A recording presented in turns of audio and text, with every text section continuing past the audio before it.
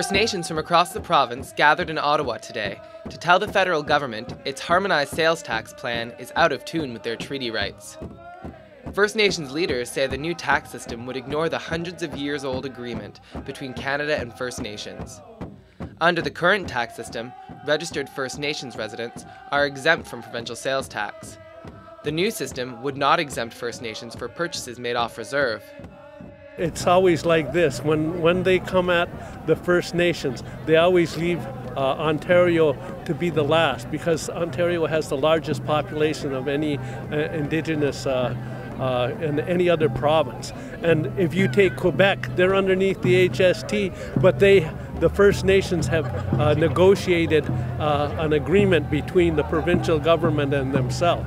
If they can do that in Quebec, then I'm sure that they can do it here. Most provinces have agreed to blend their sales taxes. However, only New Brunswick, Newfoundland, and Nova Scotia have exempted First Nations from the tax. NDP leader Jack Layton says his party is the only one that opposes First Nations inclusion in the new tax structure. Well, first of all, there was no proper consultation or working with First Nations. And the Supreme Court said that there always has to be that consultation, particularly when you're talking about something as fundamental as what was in a treaty. But not only that, of course, the HST is going to hit hardworking people all across this country, First Nations and working people and seniors. And Mr. Harper never said he was going to increase taxes on people's basic goods, and that's exactly what he's doing. Ontario's HST is due to take effect July 1st. Queen's Park says the program will reduce the cost of doing business in Ontario by $5.3 billion. Due to the economic slowdown, the province says HST is necessary to compete in today's changing world.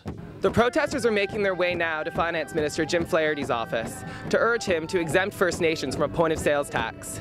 The province of Ontario will be voting on HST this evening. Ryan Lux, Parliament Hill.